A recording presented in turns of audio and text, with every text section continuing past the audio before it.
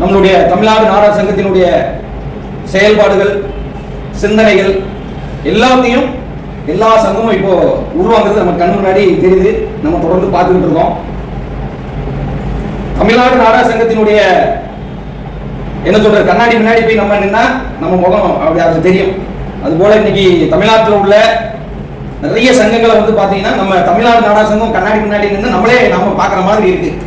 ஏன்னா அந்த அளவுக்கு நம்மளுடைய சங்கத்தை எல்லா சங்கமும் உள்வாங்கிட்டு இருக்காங்க. அது ஒரு சிறப்பு. அதுக்கு காரணம் என்னன்னா நம்மளுடைய தமிழ்நாடு நாடார் சங்கத்தின் தலைவர் வரலாற்று தமிழர் அவர்கள் நமக்கு ஒரு மிகப்பெரிய ஒரு ஆணி வேரா இருக்கிறாங்க.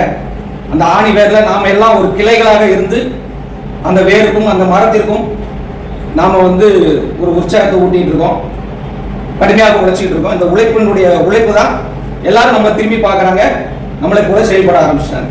எங்க போனாலும் துண்டு போட ஆரம்பிச்சிட்டாங்க, எங்க போனாலும் அந்த கூட்டம் நடத்துவதாக இருந்தாலும் சரி, ஒரு அறிக்கைகள் விடுறதா இருந்தாலும் சரி, நம்ம சங்கம் எவ்வளவு வேகமா செயல்படுதோ அந்த அளவுக்கு செயல்பட ஆரம்பிச்சிட்டாங்க. இது ஒரு விதத்துல நமக்கு ஒரு மகிழ்ச்சி தான். நாமளும் தமிழ்நாடு முழுவதும் நமக்கு சங்கம் இருக்கு, சங்கம் இல்லாத ஊரே கிடையாது. எல்லா ஊர்லயும் சங்கம் இருக்கு. அந்த சங்கங்களுக்கு நாமளும் எப்போதும் ஒரு போட்டியாக இருந்து கடுமையாக உழைக்கணும். நம் சமுதாயத்திற்கு எந்த சிக்கல் வந்தாலும் நாமளும் குரல் கொடுக்கணும், மற்றவங்களையும் குரல் கொடுக்க வைக்கணும். இதுல கண்ணு கருத்துமா இருக்கு. நாம ஒரு பக்கம் போராடுறோம் வர்றோம் அப்படின்னா மற்ற சங்கங்களையும் நம்ம அந்த போராட்ட குணங்களை நம்ம வந்து தூண்டிவிடணும். இன்னைக்கு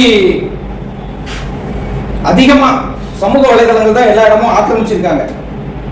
நீங்க இந்த சமூக வலைதளங்கள்லாம் வந்து பாத்தீங்கன்னா பதிவு ஹெட்டிங்கே பயங்கரமா இருக்கும். நாடார்களுடைய நரம்பு புடைக்கும் எழுச்சி, நாடார்களுடைய அதிகப்படியான நன்கொடைகள், அவர்களுடைய கடினமான உழைப்பு, ஹெட்டிங்லாம் நல்லா போட்டுருவான். ஆனா அந்த ஹெட்டிங்கை போட்டுட்டு உள்ள உட்காந்து பேசுறவன் நமக்காக தான் பேசுறானா அப்படிங்கிறத கவனமா பார்க்கணும். நமக்காக தான் பேசுறானா அப்படின்னு கவனமா பார்க்கணும். அது ஹெட்டிங்கே நல்லா போட்டுப்பா, நாடார்களுடைய நரம்பு புடைக்கும் எழுச்சி போட்டுப்பா. ஆஹா இது பூரா நமக்கு தான் அப்படின்னு நினைச்சு நம்ம ஆட்களே என்ன பண்றாங்க, அவன் பேசுறத கட் பண்ணி எடுத்து அனுப்புறாங்க, லைக் பண்றாங்க, ஷேர் பண்றாங்க. நம்ம நாலு பூரா சோறு தண்ணி இல்லாம நம்ம சமுதாயத்துக்காக எவ்வளவு சொல்லுவோம், அது வேகமா போறது இல்லை. ஆனா ஒரு ஹெட்டிங் போட்டு உட்காந்து பேசின உடனே அவன் வேற கம்யூனிட்டியா இருப்பான், அதனால கொஞ்சம் வேகமா போகுது. ஆனா அது நமக்காக தான் பேசுறானா அப்படின்னா இல்ல இல்ல. நீங்க இதை எப்படி கண்டுபிடிப்பீங்க? நாடார்களுடைய நரம்பு புடைக்கு எழுச்சி அப்படின்னு ஒருத்தர் காணொலி போடுறான். அவன் வந்து 30 நிமிஷமும் பேசுவான், 1 மணி நேரமும் பேசுவான், 2 மணி நேரமும் நம்ம சமுதாயத்தை பத்தி பேசுவான். பேசிட்டு அவன் என்ன பண்ணுவான் அப்படின்னா நாடார்களை பின்பற்றுங்க, அவங்கள பார்த்து செயல்படுங்க அப்படின்னு சொல்ல மாட்டான். 1 மணி நேரம் 2 மணி நேரம் என்னுடைய வரலாறுகள் பேசுற, நாடார்களுடைய நரம்பு புடைக்கும் எழுச்சியை பத்தி பேசுற, ஆனா பின்பற்றுறது யாரும் நாம பின்பற்றணுமா? இந்த மண்ணையும் மக்களை நக்கி பிழைக்க வந்த திராவிடனை பின்பற்றுங்க அப்படின்னு கொண்டு வந்து நிறுத்துவான். இந்த மண்ணையும் மக்களை சுரண்டி வெள்ளக்காரன் கொண்டு போனா இல்லையா லண்டனுக்கு, நம்மளுடைய உழைப்பெல்லாம் அவனை பின்பற்றுங்கன்னு சொல்லுவான். இன்னும் சொல்ல போனா இப்போ ஒரு குரூப் வந்துருக்கு. அப்போ நம்ம 3 மணி நேரம் நம்மளுடைய வரலாறு பேசினா நாடார்கள் இந்த மண்ணுல எல்லா சமுதாயத்திற்கும் நாம முன்னுதாரணமா இருக்கோம் இல்லையா? நம்ம தான் அதிகப்படியான சங்கம் வச்சிருக்கோம், நமக்கு தான் அதிகப்படியான தலைவர்கள் இருக்காங்க, நமக்கு தான் அதிகப்படியான அரசுக்கு அதிகப்படியான பள்ளிக்கூடங்கள் நம்ம கிட்ட தான் இருக்கு, அதிகப்படியான கோயில்கள் நாடார்கள் தான் இந்த மண்ணில் கட்டியிருக்காங்க. அப்ப நாடார்கள் பின்பற்றுன்னு சொல்றது உங்களுக்கு என்ன தயக்கம்? அப்ப நம்மள உளவியல் ரீதியா சிக்கல் பண்றான். நீ நாடாரா இருக்கலாம், நீ நாடாரா உழைச்சிருக்கலாம், அந்த மண்ணில் முன்னேறி இருக்கலாம், ஆனா அதுக்கெல்லாம் காரணம் வேற ஒருத்தனை நம்மள கண்ணில் காட்டுறான். அவனெல்லாம் பின்பற்றணும் நம்மளே சொல்ல வைக்கிறான், மற்ற சமுதாயத்தை அங்கதான் இழுத்து போறான். நம்மளை பின்பற்றணும்னு நினைக்க மாட்டேங்கிறான். அப்ப நம்மளை பின்பற்றல என்ன நடக்கும் அப்படின்னா இங்க ஒருத்தர் தமிழனா இருக்க முடியாது இல்லையா? தமிழனா இருக்க முடியாது. இப்ப இதெல்லாம் நாம சிந்திக்கணும், செயல்படணும். இன்னும் நமக்கான பேச்சாளர்கள் வரணும்.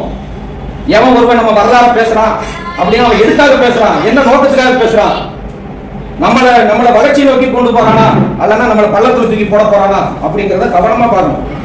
சும்மா ஹெட்டிங்க பார்த்துட்டு அவன் பேசும்போது என்ன சொல்லுவான்னா, அந்த பள்ளிக்கூடத்துக்கு தலைமை ஆசிரியர் தான் ஆரம்பிப்பான், அதே புரிஞ்சுருவான். நம்ம மேல படிச்சவன் கரெக்டா சொல்லுவான். இன்னும் கொஞ்சம் வெள்ளையா இருந்தா புரிஞ்சுவான். இன்னும் கொஞ்சம் ஆங்கிலம் கலந்து பேசினா சோழி முடிச்சு படுத்துவான் காலையே.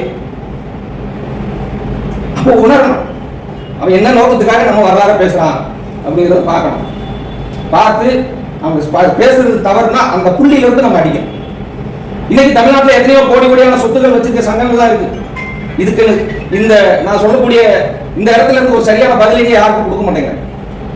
அது ஒரு சரியான பதிலடி ஒரு தலைவர், ஒரு ஊடகத்தையா இருந்தாலும் சரி, ஒரு மேடையா இருந்தாலும் சரி, அதை சரியா கொடுக்கிற ஒரு தலைவர் அப்படின்னா நமது தமிழ்நாடு நாடார் சங்க தலைவர் வரலாற்று தமிழர் ஜெ. முத்துரமேச நாடார் அவர்கள் தான். எவனுக்கு என்ன பதில் கொடுக்கணும், எவனை எப்படி அடிக்கணும் அப்படிங்கிறதுல கவனமா இருக்காரு. வரலாறு படிச்சுட்டே இருக்காங்க, நமக்கான வரலாறு படிச்சுட்டே இருக்காங்க. தெரியலன்னா கூட தெரிந்தவர்கிட்ட இருந்து நம்ம கேட்டு தலைவர் அதுக்கான பதிலடி கொடுக்குறாரு. நாமளும் தலைவர் போல வளரணும், வரலாறு படிக்கணும், வரலாறு நிறைய படிக்கணும், நிறைய பேச்சாளர்கள் உருவாகணும். இல்லைன்னா நம்மளை முடிச்சிருவான். ஏன்னா நம்ம கஷ்டப்பட்டு உருவாயிருக்கும். இன்னைக்கு எவ்வளவு சம்பவங்கள் உருவாகாமலே இருக்கு. அவன் நான் சொன்ன மாதிரி வரலாறுகள் நிறைய பேசுவான், தமிழ வரலாறு பேசுவான், தமிழ் குடிகள் வரலாறு பேசுவான். ஆனா இழுத்துட்டு போற இடம் வேற இடமா இருக்கும்.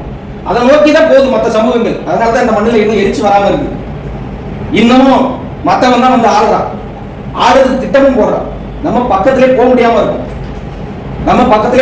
இருக்கும். உயிரை கொடுத்து நம்ம உழைச்சி பக்கத்துல வந்தா கூட ஒரு கோமாளியில கொண்டு வந்து நம்ம சோழி முடிச்சிடறோம் இல்லையா? அப்புறம் நம்ம தாங்க இந்த மண்ணில் எந்த அநியாயம் நடந்தாலும், எந்த சிக்கல் இருந்தாலும் அதுக்கு தீர்வு நாடா சமுதாயத்துக்கு தான் இருக்கு.